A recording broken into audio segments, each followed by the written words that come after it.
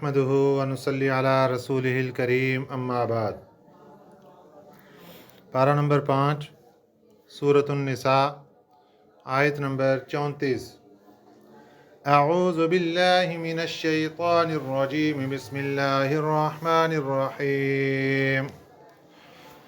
अर्रिजालु क़व्वामूना Alan निसाइ बिमा फ़ज़्ज़लल्लाहु बअज़हुम अला बअज़िन व बिमा अनफ़क़ू मिन अम्वालिहिम फ़स्सालिहातु क़ानितातुन हाफ़िज़ातुन लिलग़ैबि बिमा हफ़िज़ल्लाह वल्लाती तख़ाफ़ून नुशूज़हुन्न फ़इज़ूहुन्न वहजुरूहुन्न फ़िल मज़ाजि'i वज़रिबूहुन्न फ़इन अतअनकुम फ़ला तबग़ू अलैहिन्न सबीला इन्नल्लाह कान अलिय्यन कबीरा।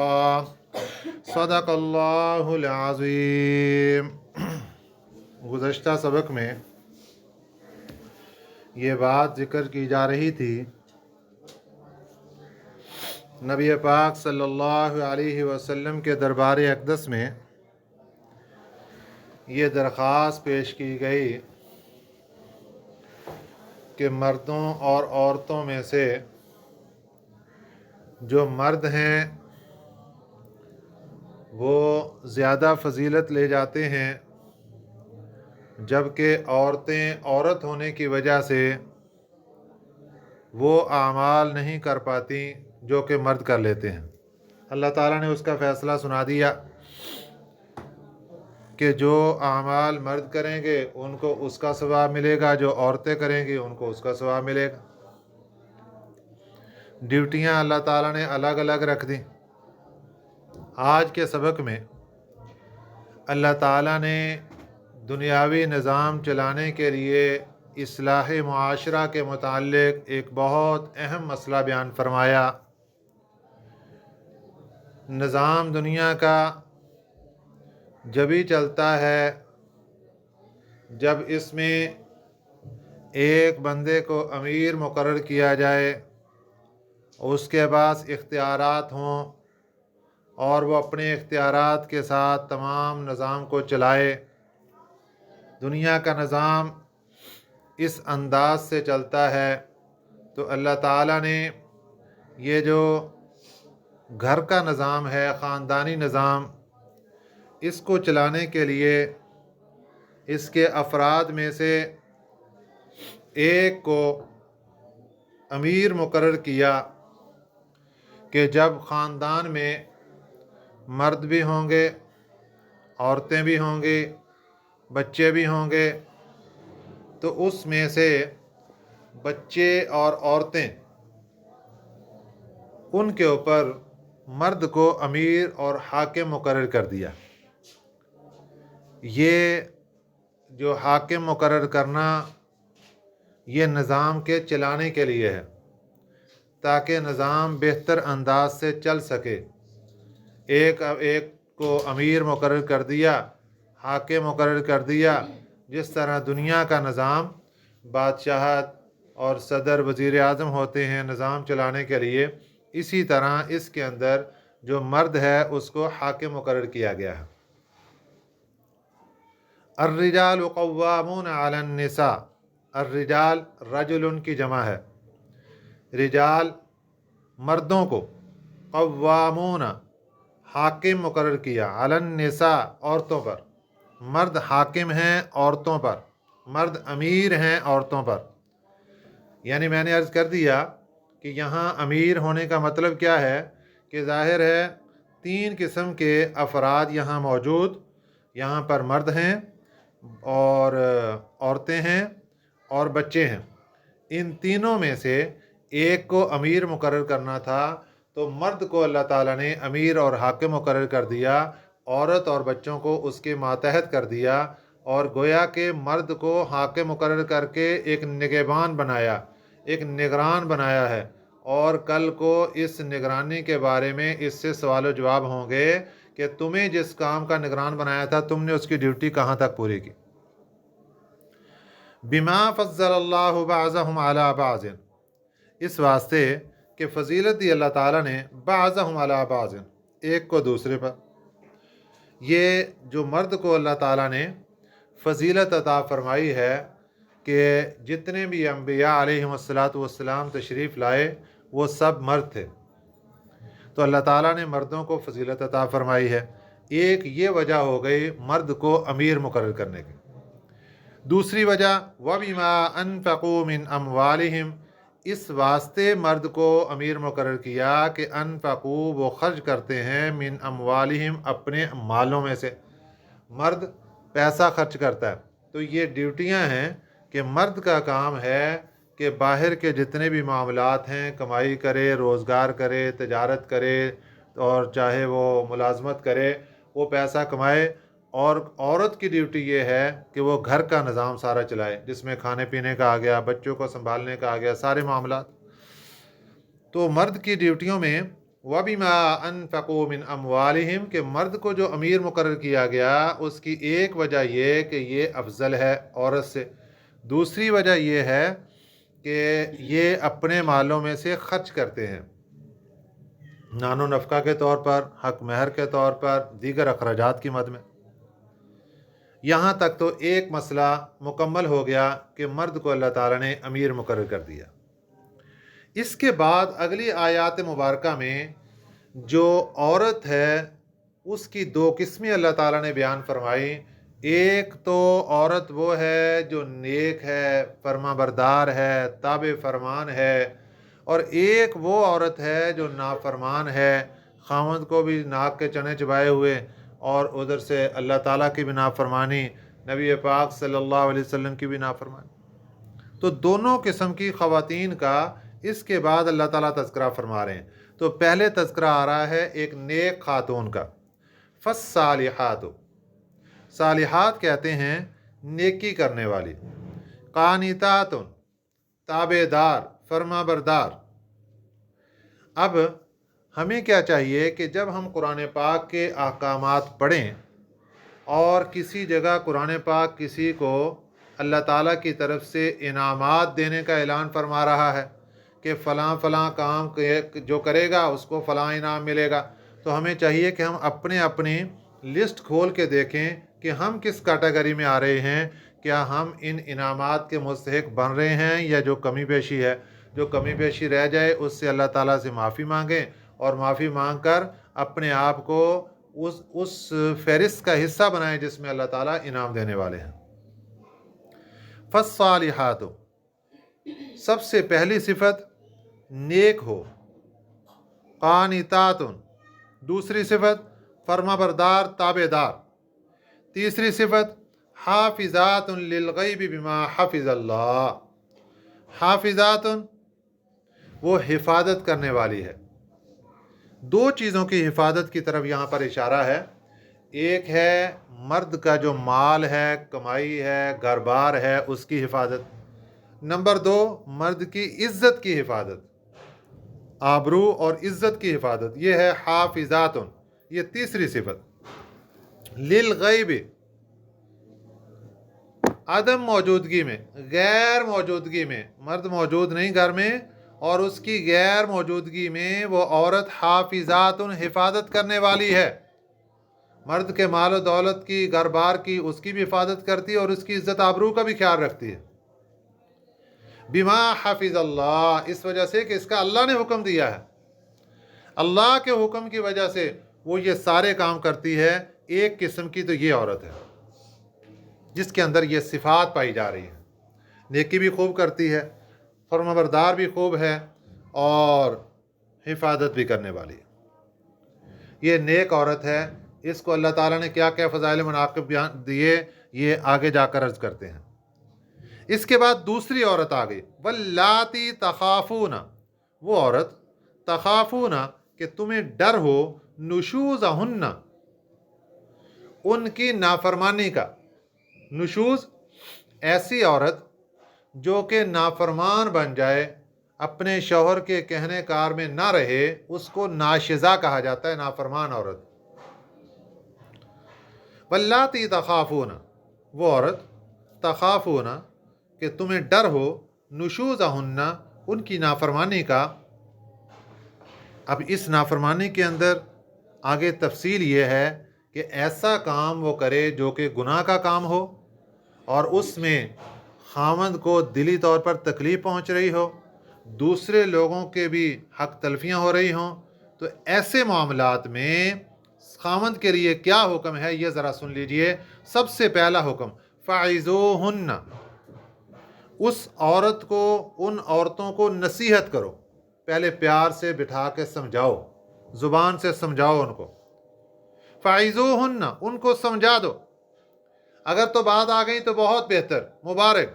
اگر بات نہیں آتی تو دوسرا سٹیپ یہ ہے کہ وَاهْجُرُوهُنَّ فِي الْمَضَاجِعِ، وَاهْجُرُوهُنَّ، علیحدہ کر لو ان سے، جدا کر دو ان کو، فی المضاجع، بستر سے، ان کو اپنے بستر سے، بیڈ سے علیحدہ کر دو۔ یہ بھی عورت کو ایک اشارہ ہوتا ہے، اس کو تنبیہ ہوتی ہے کہ سمجھ جا جو تو نافرمانیاں کر رہی ہے، ان نافرمانیوں کی بنا پر تو اب اس خاوند کے ساتھ رہنے کے لائق نہیں رہ رہی۔ تو یہ اشارہ ہے، پہلے زبان سے سمجھانے کا فَعِظُوهُنَّ، دوسرا وَاهْجُرُوهُنَّ فِي الْمَضَاجِعِ، اب کیا کرنا ہے کہ بستر اس کا الگ کر دینا ہے۔ اور تیسرا پھر اس کے بعد اگر پھر بھی بات نہیں آ رہی، معاملات وہیں کے وہیں جوں کہ توں آگے بڑھتے جا رہے ہیں، کام خراب ہو رہے ہیں، تو فرمایا وَضْرِبُوهُنَّ، پھر ان کو مارو۔ یہ جو قرآن پاک کا لفظ ہے نا وَضْرِبُوهُنَّ، میرے آقا صلی اللہ علیہ وسلم نے جب یہ مسئلہ بیان فرمایا کہ سب سے پہلا جو فَعِظُوهُنَّ، ان عورتوں کو نصیحت کرو، دوسرا فرمایا کہ ان کے بستر جدا کر دو، اور تیسرا فرمایا کہ ان کو مارو، یہ جو مارنا ہے یہ اجازت ہے، لیکن میرے آقا صلی اللہ علیہ وسلم نے اس کو پسند نہیں فرمایا، یہ اچھا نہیں ہے۔ اب اجازت ہے، کہاں تک اجازت ہے کہ چہرے پر نہیں مارنا، ایسا نہیں مارنا جس سے زخم ہو جائے، یعنی اس میں انتقامی کارروائی نہیں ہے۔ دیکھیں دو چیزیں ہیں، ایک بندے کو غصہ آیا اور اس نے انتقام کے اندر آ کر مارا، تو یہ مارنا تکلیف کا زیادہ سبب بن جائے گا، اس سے بچنا چاہیے۔ ہم نے کس لیے مارنا ہے؟ اس کو نصیحت دینے کے لیے۔ وہ جانور نہیں ہے کہ ڈنڈا اٹھایا اور اس کی پٹائی شروع کر دی، ایسا ماریں گے تو ظالم بن جائیں گے، اور کل قیامت کے دن اللہ تعالیٰ کے ہاں اس بات کا جواب دینا پڑے گا۔ جو قرآن پاک نے اجازت دی ہے وَاضْرِبُوهُنَّ، وہ صرف ہے تنبیہ کے طور پر، اس میں جانوروں کی طرح ڈنڈے لے کر یا ہاتھوں کے ساتھ یا لمبا کر کے مار پٹائی کرنا، اس کی شریعت نے بالکل اجازت نہیں دی، یہ بالکل منع ہے۔ اگر کوئی خاوند عورت کے ساتھ یہ معاملہ کرتا ہے، پٹائی کرتا ہے، مارتا ہے، تو وہ خاوند کل قیامت کے دن اللہ کی عدالت میں اس بات کا جواب دے گا، بالکل اجازت نہیں ہے مارنے کی۔ یہاں پر جو مارنے کا ہے یہ صرف تنبیہ کے طور پر ہے۔ اگر پھر بھی وہ عورت باز نہیں آتی تو پھر قرآن پاک نے اس کو بالکل علیحدہ کرنے کا، اب راستے جدا کر دو بھائی، طریقے بتا دیے، زبان سے سمجھا کے بھی دیکھ لیا، بستر اس کا الگ کر کے بھی دیکھ لیا، تھوڑا سا مار پیٹ کے تنبیہ کے طور پر بھی دیکھ لیا۔ اب تمہاری ذمہ داری یہ تھوڑا ہے کہ نہیں سٹ آ رہی تو بس ڈنڈا لے کے اس کی پٹائی شروع کر دو۔ بھائی اس سے بہتر ہے کہ تم علیحدگی اختیار کر لو۔ یہ جو روزانہ کی لڑائی اور روزانہ کا تماشا، دنگا فساد لگانا ہے، تو اس سے بہتر ہے کہ پھر علیحدگی ہو جائے اور اکٹھے رہنے کا کوئی جواز نہیں بنتا۔ فَإِنْ أَطَعْنَكُمْ، دیکھیں 3 سٹیپ تھے۔ سب سے پہلے نمبر پہ عورت کی نافرمانی سامنے آئی، زبان سے سمجھایا، زبان سے سمجھنے کے بعد پھر وہ اطاعت میں آ گئی، یا زبان سے نہیں سمجھی پھر بستر الگ کیا تو اطاعت میں آ گئی، یا پھر ہلکے پھلکی تنبیہ کی تو پھر اطاعت میں آ گئی۔ فَإِنْ أَطَعْنَكُمْ، پھر اگر وہ تمہاری اطاعت میں آ جائیں، فَلَا تَبْغُوا، تو تم نہ تلاش کرو، عَلَيْهِنَّ، ان پر، سَبِيلًا، کوئی اور راستہ۔ اب یہ کوئی بہانہ بنا کے، اچھا اب پھر ایسے کر رہی ہو، پھر ایسے کر، یعنی بلا وجہ ہی کوئی نہ کوئی بہانہ بنا کے، کوئی نہ کوئی بات کا بتنگڑ بنا کے اور اس کے اوپر چڑھائی شروع کر دینا، اور بلا وجہ کوئی نہ کوئی غصے کا بہانہ بنا کے لڑائی شروع کر دینا، بلا وجہ کوئی بہانہ بنا کے مار پیٹ شروع کر دینا۔ تو قرآن پاک نے منع فرما دیا، فَإِنْ أَطَعْنَكُمْ، اگر وہ تمہاری اطاعت میں آ جاتی، فَلَا تَبْغُوا عَلَيْهِنَّ سَبِيلًا، تو مت تلاش کرو ان کے بارے میں کوئی اور راستہ الزام کا۔ ان اللہ کان علیٰ کبیرہ، بے شک اللہ تعالیٰ سب سے اوپر ہے، علیٰ کبیرہ، سب سے اوپر بڑا ہے۔ تو اوپر ہونے کا کیا مطلب؟ جس طرح انسان اوپر بلندی پر بیٹھا ہو اور سب کچھ اس کے سامنے ہو رہا ہوتا ہے، اس کو نظر آ رہا ہوتا ہے، اللہ تعالیٰ فرماتے ہیں ہم بڑی بلندی پر ہیں، سب سے بڑے ہیں، तो हमें सब कुछ नज़र आ रहा है तुम क्या कर रहे हो, और इसकी हक तलफियाँ कहाँ तक कर रहे हो, और इसके साथ जुल्म जवार का जो तुमने सिस्टम शुरू किया इसका तुम्हें हिसाब देना पड़ेगा। ये दूसरा मसला मुकम्मल हो गया, दो किस्म की औरतों का जिक्र आ गया। अब इसके बाद आ गया तीसरा मसला कि एक घर के अंदर रोजाना की छोटी मोटी लड़ाई का मसला चलता रहता है। तो दूसरे जो खानदान के बड़े लोग हैं उनके लिए ये हुक्म है कि वो इस बात का ख्याल रखें कि इसकी सुलह का मामला कैसे हो सकता है और इनके ये मामला दुरुस्त कैसे हो सकते हैं। इस मसले को, ये जो तीसरा मसला है, इसको इंशाअल्लाह अज़ीज़ कल लेकर चलेंगे। बाकी कुछ मामलात पिछले जो दोनों चीज़ें हैं उनके रह गए हैं, वो ज़रा ज़हन के अंदर रखिए। नबी पाक सल्लल्लाहु अलैहि वसल्लम ने इरशाद फरमाया कि बेहतरीन औरत वो है कि जब तुम उसको देखो तो खुश हो, और जब उसको कोई हुक्म दो तो इताअत करे, जब तुम उससे गायब हो तो अपने नफ्स की और माल की हिफाजत करे। एक और हदीस मुबारका में मेरे आका सल्लल्लाहु अलैहि वसल्लम ने इरशाद फरमाया कि जो औरत अपने खामद की ताबेदार फरमा बरदार है, ये खुशखबरी है ऐसी ख़वातीन के लिए, मुबारक है। जो अपने खामद की ताबेदार है, फर्मा बरदार है, उसको कोई तकलीफ़ कोई जंग नहीं पहुंचाना चाहती और ना कभी पहुंचाया उन्होंने, उनके लिए खुशखबरी ये है कि मेरे आका सल्लल्लाहु अलैहि वसल्लम इरशाद फरमाते हैं कि ऐसी औरत के लिए हवा के अंदर उड़ते हुए परिंदे इस्तिग़फ़ार करते हैं, ऐसी ही औरत के लिए दरिया के अंदर चलती हुई मछलियां इस्तिग़फ़ार करती हैं, ऐसी ही औरत के लिए आसमानों पर फरिश्ते इस्तिग़फ़ार करते हैं, ऐसी ही औरत के लिए जंगल में चलने वाले दरिंदे भी उसके लिए इस्तिग़फ़ार करते हैं। तो ये कितनी बड़ी खुशकिस्मती और कितना बड़ा इनाम है ऐसी औरत के लिए कि जिसने अपने खामद को राज़ी रखा और खामद के मामलात के अंदर उसने कभी परेशानी नहीं आने दी। और जिस औरत ने खामद के मामलात में परेशानी आने दी, बस उसके लिए तो फिर बुरा अंजाम है।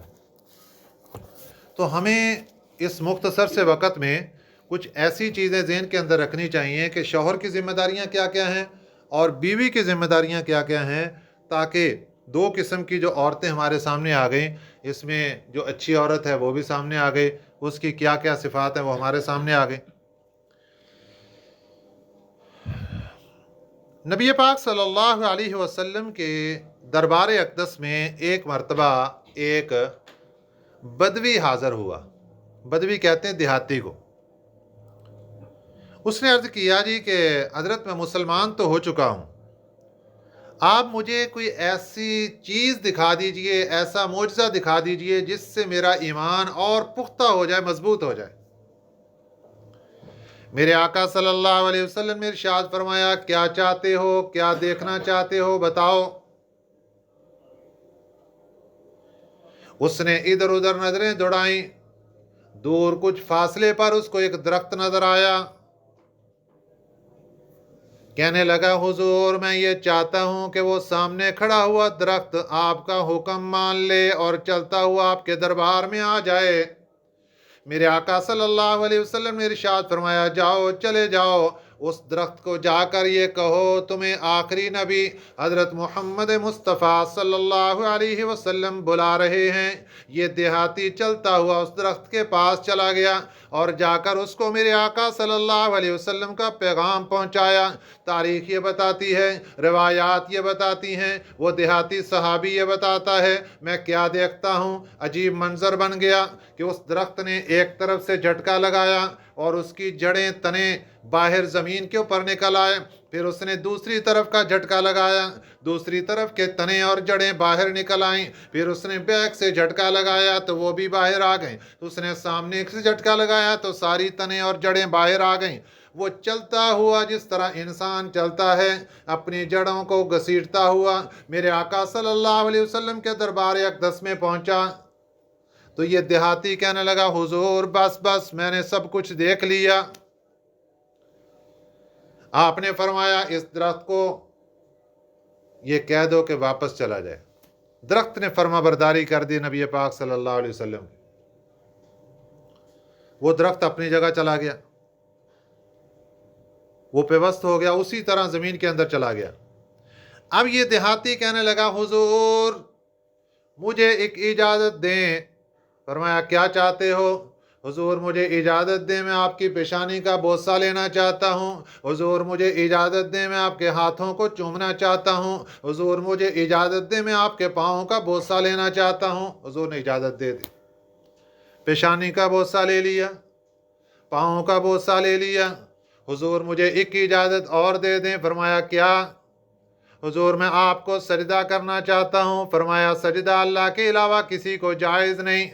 अगर अल्लाह के अलावा किसी और को सजदा जायज़ होता तो मैं औरत को हुक्म देता कि जब भी उसका खामद घर आता तो ये उसको सजदा करती, इसलिए इजाज़त नहीं। अल्लाह अकबर, अल्लाह अकबर। खामद की फर्माबरदारी कहाँ तक करनी है? नबी पाक सल्लल्लाहु अलैहि वसल्लम ने इरशाद फरमाया खामद की इजाज़त के बगैर औरत घर से ना निकले। घर से नहीं निकलना और खामद की इजाज़त के बगैर।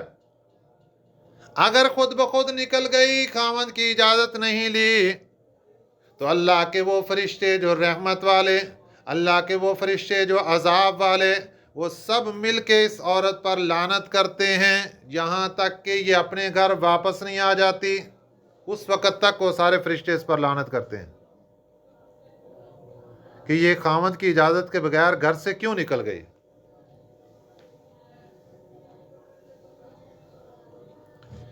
एक और हदीस मुबारका, नबी पाक सल्लल्लाहु अलैहि वसल्लम ने इरशाद फरमाया औरत जब पांचों नमाजें पढ़ती है, रमज़ान के रोज़े रखती है, इफ़्फ़त और हया के साथ ज़िंदगी गुजारती है, खामद की इताअत करती है, ये दुनिया से चली जाएगी, कब्र से गुजरती हुई मैदान माशर पहुँचेगी। अल्लाह की तरफ से ऐलान होगा जन्नत के 8 दरवाजे इस औरत के लिए खोल दो, जिस दरवाजे से चाहे ये जन्नत में दाखिल हो जाए।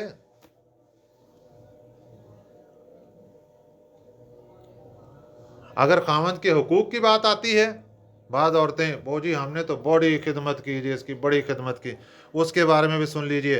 हज़रत अनस बिन मालिक रज़ी अल्लाह तआला अन्हु से रवायत है, मेरे आका सल्लल्लाहु अलैहि वसल्लम का इरशाद गिरामी फरमाया खामद बीमार हो गया, उसके एक नाक के एक तरफ से खून निकलने लगा, दूसरी तरफ से पीप निकलने लगी, और ये औरत ज़ुबान से चाट चाट के उसको साफ कर रही है, तब भी इसने खामद का हक अदा नहीं किया। खामद का इतना बड़ा हक है, इसे छोटी मोटी खिदमत करके खामद को जुतलाना नहीं चाहिए। मैंने बड़ी तरह खिदमत कर दी है, मैंने बड़े तरह हुकूक अदा कर दिए। ऐसी कौन सी औरत कर सकती है जो मेरे आका सल्लल्लाहु अलैहि वसल्लम ने बता दिया। जब ये ऐसी करके भी ये नहीं कह सकती कि मैंने खामद का हक अदा कर दिया, तो फिर वो छोटी मोटी खिदमत करके कैसे एहसान जतला सकती। और खामदों के लिए भी अल्लाह के नबी ने अहकामात फरमाए हैं, उनकी भी जिम्मेदारियां मुकर्रर की हैं।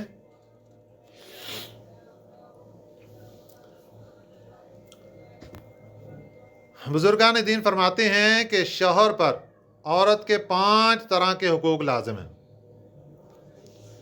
नंबर 1, घर से बाहर उसके काम काज संवारे और उसे घर से बाहर ना जाने दे, क्योंकि वो औरत है जिसका बिला वजह निकालना गुनाह और बेगैरती है। दूसरा ये है कि नमाज रोज़ा वगैरह के अहकाम मुतालिक ज़रूरी मसाइल उसे खुद सिखाए, उनके ऊपर निगरानी रखे। तीसरा, उसे हलाल खाना खिलाए, हराम गज़ा से पैदा होने वाला गोश्त दोज़ख में पिघलाया जाएगा। चौथा, उस पर कोई जुल्म ना करे, क्योंकि वो उसके पास अमानत है।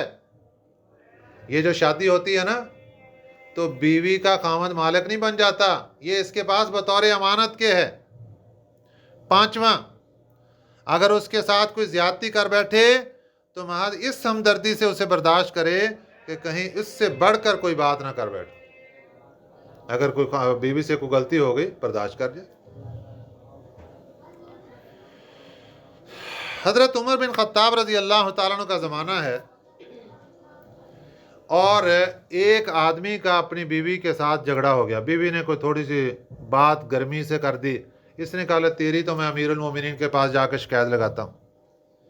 یہ آ گیا، دروازے پر پہنچا تو اندر کیا دیکھتا ہے کہ حضرت عمر بن خطاب رضی اللہ تعالیٰ عنہ کی اہلیہ محترمہ وہ ان کے ساتھ اونچی آواز سے بات کر رہی ہیں۔ یہ جو میاں بیوی کے معاملات ہوتے ہیں نا، اس میں اونچ نیچ آ جاتی ہے، اس کو اس انداز سے نہیں دیکھنا چاہیے کہ او یہ دیکھو یہ کیا ہو گیا، یہ کیا ہو گیا، یہ کیا ہو گیا۔ میاں بیوی ہیں، چھوٹی موٹی بات چیت ہو ہی جاتی ہے، اس میں کیا ہے۔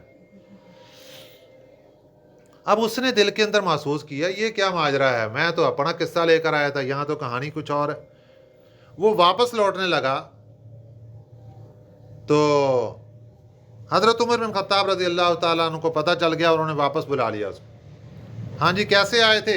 انہوں نے کہا جی بیوی کی شکایت لے کر آیا تھا، لیکن یہاں کیا کروں، یہاں تو معاملہ ہی اور ہے، آپ کے ہاں بھی ایسا ہی معاملہ ہے۔ تو حضرت عمر بن خطاب رضی اللہ تعالیٰ عنہ نے کچھ جملے ارشاد فرمائے جو ہر خاوند کے لیے مشعل راہ ہیں۔ فرمایا کہ دیکھو میرے ذمے اس کے کچھ حقوق ہیں جس کی وجہ سے میں درگزر کرتا ہوں۔ ایک تو یہ کہ وہ میرے اور دوزخ کے درمیان آڑ ہے، اس کی وجہ سے میرا دل حرام کاموں سے، گناہ کے کاموں سے بچا رہتا ہے۔ دوسرا یہ کہ میں باہر چلا جاتا ہوں تو میرے مال و متاع کی رکھوالی کرتی ہے۔ تیسرا یہ کہ وہ میرے کپڑے دھوتی ہے۔ چوتھا یہ کہ میری اولاد کی پرورش اور تربیت کرتی ہے۔ پانچواں یہ کہ وہ میرے لیے کھانا پکاتی ہے۔ یہ سن کے وہ شخص کہنے لگا کہ حضرت میری بیوی تو بھی سارے کام کرتی ہے، تو آپ نے فرمایا تو بھی اس سے درگزر کر، پھر ایسا ہی کر۔ اس نے کہا ٹھیک ہے جی میں ایسا ہی کروں گا۔ تو یہ خاوندوں کے لیے سبق ہے کہ جب دیکھو سارے کے سارے کام وہ کرتی ہے تو خاوند کو بھی چاہیے کہ وہ اس کے چھوٹی موٹی باتوں کو پھر برداشت کر جائے۔ کہ جب میں نے وہی بات پہلے بھی کئی دفعہ عرض کی کہ اگر بندہ 100% رزلٹ چاہے تو مشکل ہے، بیوی چاہے کہ میں خاوند سے 100% رزلٹ پورا لے لوں کہ کوئی کمی اس کے اندر نہ آئے، تو یہ ایسے نہیں ہو سکے گا۔ اور خاوند چاہے کہ بیوی سے مجھے 100% رزلٹ پورا لے، بھئی جو 99 اچھائیاں ہیں وہ بھی تو دیکھو نا۔